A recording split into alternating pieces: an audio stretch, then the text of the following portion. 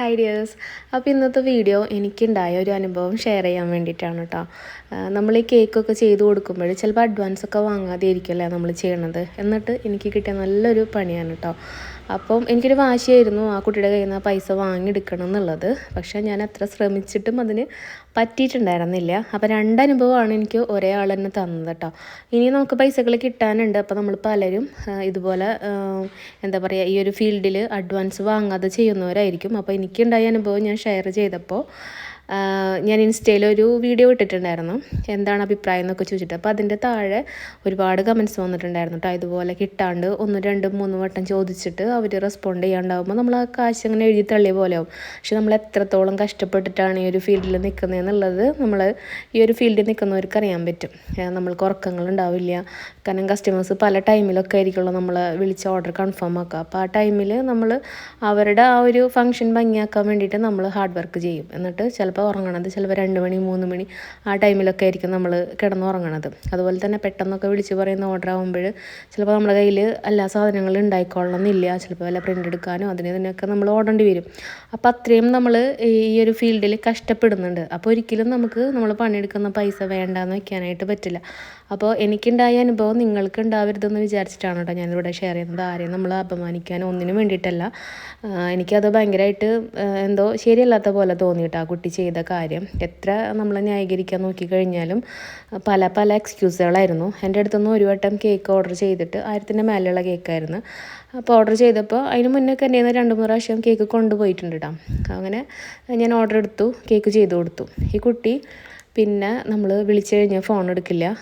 പിന്നെ അതുപോലെ മെസ്സേജ് ഇട്ട് കഴിഞ്ഞാൽ റിപ്ലൈ തരില്ല. ആദ്യമൊക്കെ ഇന്ന് തരാം നാളെ തരാം അങ്ങനെയൊക്കെ പറഞ്ഞ് അത് നീട്ടി കൊണ്ടുപോയി. അപ്പോൾ നമ്മൾ വിചാരിച്ച് ചിലപ്പോൾ വല്ല ബുദ്ധിമുട്ടുകൊണ്ടായിരിക്കാം, കഷ്ടപ്പാടുകൊണ്ടായിരിക്കാം, അങ്ങനെയൊക്കെ വിചാരിച്ചിട്ട് നമ്മളത് കുറേ നീട്ടി കൊണ്ടുപോയി. പിന്നെ ഇതന്നെ തരാം നമ്മളിങ്ങനെ മെസ്സേജ് അയക്കാം. നമുക്ക് ഇവിടെ ടൈറ്റ് വരുമ്പോഴായിരിക്കും നമ്മൾ ഈ കിടന്ന മെസ്സേജ് അയക്കണത്. കാര്യം എല്ലാവർക്കും ബുദ്ധിമുട്ടും പ്രശ്നങ്ങളൊക്കെ ഉള്ള ആൾക്കാരാണ്. പക്ഷേ നമ്മളൊരിക്കലും ഇങ്ങനെയൊന്നും ആരോടും ചെയ്യാണ്ടിരിക്കുക. നമ്മുടെ ഹാർഡ് വർക്കാണത്. അപ്പോൾ അതിനൊരു വല്ലാത്ത പോലെയാവും ഇങ്ങനെയുള്ള കാര്യങ്ങൾ നമ്മുടെ അടുത്ത് ചെയ്യുമ്പോൾ. അങ്ങനെ ഒരുപാട് വട്ടം മെസ്സേജ് ഇടുമ്പോഴും എനിക്ക് റിപ്ലൈ തരുന്നത് ഇന്ന് തരാം നാളെ തരാം മറ്റന്നാൾ തരാം എങ്ങനെയാണ് കേട്ടോ. ഡോക്ടറെ അടുത്ത് പോകേണ്ട കാര്യങ്ങൾ വരുമ്പോൾ പോലും ഞാൻ മെസ്സേജ് ഇട്ടിട്ട് പോലും എനിക്ക് ആ പൈസ കിട്ടിയില്ല. അങ്ങനെ പിന്നെ വിളിച്ചു കഴിഞ്ഞാൽ എടുക്കാതെയായി. പിന്നെ ഗൂഗിൾ പേ വർക്ക് ചെയ്യണില്ല. അങ്ങനെ ഒരു 100,000 എക്സ്ക്യൂസുകളായിരുന്നു എനിക്ക് തന്നിരുന്നത്. പക്ഷേ നമുക്ക് ആ ഒരു പൈസ വേണ്ടാന്ന് വെക്കാൻ പറ്റുന്ന ഒരു സിറ്റുവേഷനിലല്ല ഞാനും പോയിരുന്നത്.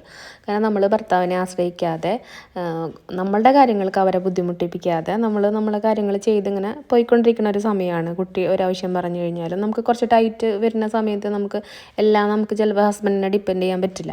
അപ്പോൾ നമ്മുടെ കുഞ്ഞു ആവശ്യങ്ങൾ കാര്യങ്ങളൊക്കെ ഇരുന്നായിരിക്കും നടന്നു പോകുന്നുണ്ടാവുക. അതല്ലാത്ത അത്യാവശ്യങ്ങളുണ്ടാവും. ചിലപ്പോൾ വല്ല ഹോസ്പിറ്റൽ കേസോ കാര്യങ്ങളൊക്കെ വരുമ്പോൾ നമ്മുടെ അത്യാവശ്യങ്ങളായിട്ട് മാറും. ആ ടൈമിൽ പോലും ചോദിച്ചിട്ട് തന്നില്ല കേട്ടോ പൈസ.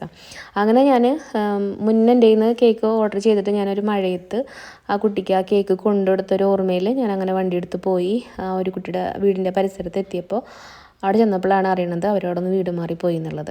അപ്പോൾ ശരിക്കും പറഞ്ഞു കഴിഞ്ഞാൽ കിളി പോയ ഒരവസ്ഥ. എന്ത് ചെയ്യും എന്നുള്ള ഒരു ഇതിൽ നമ്മൾ ചിലപ്പോൾ ഷോപ്പിൽ കടം പറഞ്ഞിട്ടൊക്കെ ആയിരിക്കും സാധനങ്ങൾ വാങ്ങിക്കുക.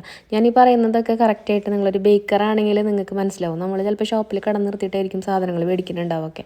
അപ്പോൾ അത് ഇവരുടെ കയ്യിൽ നിന്ന് കിട്ടിയിട്ട് വേണം അവിടെ പൈസ കൊടുക്കാൻ. അപ്പോൾ അങ്ങനെയുള്ള ടൈമുകളുണ്ടാവും. ചിലപ്പോൾ നമുക്ക് 100 അടവുകൾ കാര്യങ്ങളൊക്കെ കഴിഞ്ഞ് പോകുന്നുണ്ടാവും ഇതിൽ. അപ്പോൾ അങ്ങനെയുള്ള ടൈമിൽ നല്ല ടൈറ്റ് വരും. അപ്പോഴൊക്കെയാണ് ഈ കുട്ടിയുടെ അടുത്ത് ഞാനിത് ചോദിച്ചിരുന്നത്. അങ്ങനെ ഞാൻ അവരുടെ അഡ്രസ്സും കാര്യങ്ങളൊക്കെ ചോദിച്ചു, എവിടേക്കാണ് മാറിയെന്നൊക്കെ ചോദിച്ചു. അപ്പോൾ ഒരുവിധം പേർക്കൊന്നും ഇതിനെ പറ്റിയിട്ട് നമ്മളിങ്ങനെ ഈ കുട്ടീനെ പറ്റിയിട്ട് അറിയോ എവിടെയാണ് താമസിക്കണമെന്നൊക്കെ ചോദിക്കുമ്പോൾ മോശം അഭിപ്രായമാണ് കേട്ടോ നടക്കുന്നത്. ഇപ്പോൾ ആ കുട്ടി ഈ വീഡിയോ കണ്ടാലും എനിക്ക് കുഴപ്പമില്ല. കാരണം എന്ന് വെച്ചിട്ടുണ്ടെങ്കിൽ നമ്മളെ പേര് കളയണത് ഇങ്ങനെ ഓരോ കാര്യങ്ങൾ ചെയ്തിട്ടാണ്. അപ്പം ഞാൻ അതൊരു പ്രാവശ്യം എൻ്റെ ഫോണിലേക്ക് ഉമ്മയുടെ ഫോണിൽ നിന്ന് മെസ്സേജ് ഇട്ടിട്ടുണ്ടായിരുന്നു. അപ്പോൾ അതിൽ കിടന്നിരുന്നത് വാപ്പാടെ DP ആയിരുന്നു. അങ്ങനെ ഞാൻ അയാളുടെ ഫോട്ടോയും വെച്ചിട്ട് വീട് കണ്ടുപിടിച്ചിട്ടോ.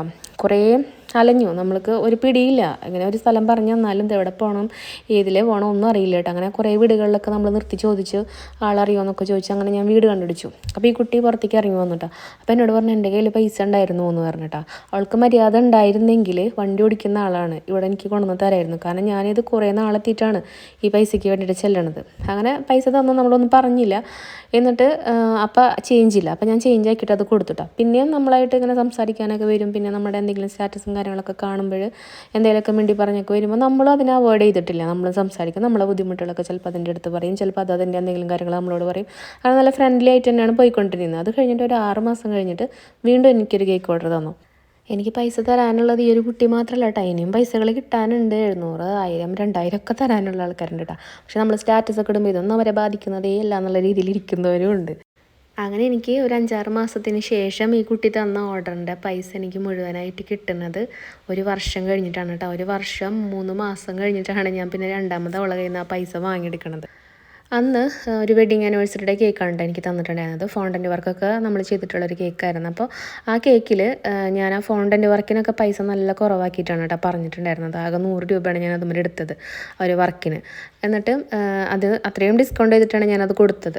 അപ്പോഴും ഈ കുട്ടി പറഞ്ഞ പോലെ പകുതി പൈസ തന്ന് പകുതി പൈസ അവിടെ നിർത്തി. പിന്നെ ആ ഒരു പകുതി പൈസയ്ക്ക് വേണ്ടിയിട്ട് ഞാൻ അതിന് അയക്കാത്ത മെസ്സേജുകൾ ഉണ്ടാവില്ല, തുരുതുരാ ഇങ്ങനെ മെസ്സേജ് അയക്കും. അപ്പോൾ നാളെ തരാം, മറ്റന്നാൾ തരാം, അങ്ങനെ കുറേ എക്സ്ക്യൂസുകൾ മുന്നത്തെ പോലെ തന്നെ എന്നോട് ചെയ്ത്. അപ്പോൾ ഞാൻ പലവട്ടം ചിലപ്പോൾ ഹോസ്പിറ്റൽ കേസും കാര്യങ്ങളും എന്തെങ്കിലുമൊക്കെ വരുമ്പോഴേ നമ്മൾ ഈ ചോദിക്കുമ്പോൾ ആരുടെയെങ്കിലും കയ്യിൽ നിന്ന് എനിക്ക് വാങ്ങിയിട്ടതായോ നമ്മൾ യാചിക്കുകയാണ്, നമ്മൾ പണിയെടുത്ത പൈസയ്ക്ക് വേണ്ടിയിട്ട് നമ്മൾ യാചിക്കുകയാണ്. അതൊക്കെ വല്ലാത്തൊരവസ്ഥയാണ്. പക്ഷേ അതിനുള്ളൊരു എഫേർട്ട് ആ കുട്ടി എടുത്തിരുന്നില്ല. അങ്ങനെ ഇതെന്ത് ചെയ്യും എന്നുള്ളൊരിതായി. അപ്പോൾ നമ്മൾ ഇൻസ്റ്റയിൽ ഇങ്ങനെ റീൽസൊക്കെ ഇടാറുണ്ട്. ഞാനിപ്പോൾ ഇൻസ്റ്റയിലാണ് കൂടുതൽ ആക്റ്റീവ്. അപ്പോൾ നമ്മളെ പേജ് ഫോളോ ചെയ്തിട്ടില്ലെങ്കിൽ ഒന്ന് ഫോളോ ചെയ്യണം കേട്ടോ. ചാനലിൻ്റെ പേര് തന്നെയാണ് കിടക്കുന്നത്. അപ്പോൾ ഇൻസ്റ്റയിൽ ഞാനൊരു റീൽ ഇട്ടിട്ടുണ്ടായിരുന്നു. അങ്ങനെ ആ റീലിലൊരു കമൻറ്റ് വന്നു. അതിൽ കേക്കിൻ്റെ പൈസ തരാത്തവരെ പറ്റിയിട്ട് എന്താ അഭിപ്രായം എന്ന് ചോദിച്ചിട്ട് ഞാനൊരു റീൽ ഇട്ടുട്ടോ. കാരണം നമുക്ക് ദേഷ്യം വരും ഇങ്ങനെയൊക്കെ കാണിക്കുന്നത് കാണുമ്പോൾ. നമ്മളൊരു 100 രൂപ ഒരാൾക്ക് കൊടുക്കാനുണ്ടെങ്കിൽ അന്ന് ഉറക്കം പോലും എനിക്ക് ഉണ്ടാവില്ല കേട്ടോ. ആ പൈസ പറഞ്ഞ ടൈമിൽ നമ്മൾ എവിടെന്നെങ്കിലും നമ്മളത് ഉണ്ടാക്കി കൊടുത്തിരിക്കും. അങ്ങനെയാണ് നമ്മളൊക്കെ പഠിച്ചിട്ടുള്ളതും അങ്ങനെയാണ് നമ്മൾ ചെയ്യുന്നതും കേട്ടോ. പക്ഷെ ഇങ്ങനെയൊക്കെ കാണിക്കുന്നത് കാണുമ്പോൾ നമുക്ക് ശരിക്കും ദേഷ്യമാണ് വരിക. അങ്ങനെ ഞാൻ ആ ഒരു റീലിട്ട സമയത്ത് അതിലൊരു കമൻറ്റ് വന്നു. അപ്പോഴാണ് അതിലൊരു കമൻറ്റ് വരുന്നത്, റഷറാസ് കേക്ക്സ് എന്ന് പറഞ്ഞിട്ട്. അപ്പോൾ അതിൽ ആ കുട്ടി ഒരു റീലിട്ടിട്ടാണ് കേട്ടോ പൈസ വാങ്ങിയത്. ഈ തരാനുള്ളവരുടെ ചാറ്റൊക്കെ എടുത്തിട്ട് റീലിട്ടതിൻ്റെ പിറ്റേ ദിവസം ആൾക്ക് പൈസ കിട്ടിയെന്ന് പറഞ്ഞിട്ടാ. അപ്പോൾ ഞാൻ വിചാരിച്ചു നമ്മൾ അത്രയും ക്രൂരമായിട്ടുള്ള കാര്യങ്ങൾ ചെയ്യണ്ടെന്ന് വിചാരിച്ചാലും ചിലർ നമ്മളെ കൊണ്ട് ചെയ്യിപ്പിക്കും. പക്ഷേ എൻ്റെ കയ്യിൽ ഈ കുട്ടിക്ക് അയച്ച മെസ്സേജുകളൊക്കെ കുറച്ചൊക്കെ പോയിട്ടുണ്ടായിരുന്നു. അപ്പോൾ നമ്മുടെ കയ്യിൽ അതില്ലല്ലോ. അപ്പോൾ ഞാനിട്ട ആ ഒരു റീല് സ്ക്രീൻഷോട്ട് എടുത്തിട്ടു. അതിലത്തെ കമൻസൊക്കെ സ്ക്രീൻ റെക്കോർഡ് എടുത്തിട്ട് പിന്നെ ഈ കുട്ടിയുടെ റീല് ഞാൻ അതിനെ പോയിട്ട് പരിചയപ്പെട്ടിട്ട് ആ കുട്ടിയുടെ റീല് ഞാനെടുത്ത് സ്റ്റാറ്റസ് വെച്ചു. അപ്പോൾ ഇവളിത് കണ്ടിട്ടില്ല കേട്ടോ. അങ്ങനെ പിറ്റേ ദിവസം ഞാൻ അതിട്ടതിൻ്റെ ഒപ്പം തന്നെ ഇവൾക്ക് ഞാനിങ്ങനെ മെസ്സേജ് ഇട്ടുകൊണ്ടേ ഇരിക്കുന്നുണ്ട്. എനിക്ക് പൈസ വേണം, എനിക്ക് എന്തായാലും കിട്ടണം, എനിക്ക് അത്രയും അർജൻറ്റാണ്, സംഭവത്തിൽ അർജൻറ്റ് തന്നെ ആയിരുന്നു, എന്തായാലും കിട്ടണം എന്നൊക്കെ പറഞ്ഞിട്ട് ഞാനിങ്ങനെ മെസ്സേജ് ഇട്ടു. അപ്പോൾ ഇവള് ഇന്ന് തരാം, എന്തായാലും തരാമെന്നൊക്കെ പറഞ്ഞിട്ട് എൻ്റെ GPay നമ്പറും കാര്യങ്ങളൊക്കെ വാങ്ങി. അപ്പോൾ നമുക്ക് വിശ്വാസമില്ല, കാരണം വിശ്വാസം തെറ്റിച്ചല്ലോ. അപ്പോൾ ഞാൻ പറഞ്ഞത് ഞാൻ കുറേ കേട്ടിട്ടുണ്ടെന്നൊക്കെ പറഞ്ഞിട്ട് ഞാനും പറഞ്ഞു കേട്ടോ. അങ്ങനെ ഒരു വൈകിട്ടൊക്കെ ആയപ്പോഴേക്കും ഇവളെൻ്റെ സ്റ്റാറ്റസും കാര്യങ്ങളൊക്കെ കണ്ടു. കുറച്ച് സമയം കഴിഞ്ഞപ്പോൾ എനിക്ക് പൈസ കിട്ടി. എനിക്കാണെങ്കിൽ ഡിസ്കിൻ്റെ പ്രശ്നം കൂടെ ഉള്ള കാരണം നമ്മൾ കുറേ ബുദ്ധിമുട്ടിയിട്ട് ഇത് ചെയ്യണത്. കുറച്ച് നേരം നിൽക്കുമ്പോഴേക്കും നമുക്ക് അപ്പം തണ്ടലിൻ്റെ അവിടെ നീര് വീഴലും കഴുത്തിൻ്റെ അവിടെ പ്രശ്നമൊക്കെ വരും. അപ്പോൾ അത്രയും നമ്മൾ കഷ്ടപ്പെടുന്നുണ്ട് ഇതിന് വേണ്ടി. അപ്പോൾ ഞാനിത് ഒട്ടും പ്രതീക്ഷിച്ചില്ല കേട്ടോ ഈ കുട്ടി എനിക്ക് തരുന്നുള്ളത്. കാരണം ഞാനത് പോയി എന്ന് വിചാരിച്ചു. കാരണം ഇപ്പോൾ രണ്ടാമത്തെ വട്ടമാണ് എന്നെ അത് ഇടങ്ങറാക്കണത്.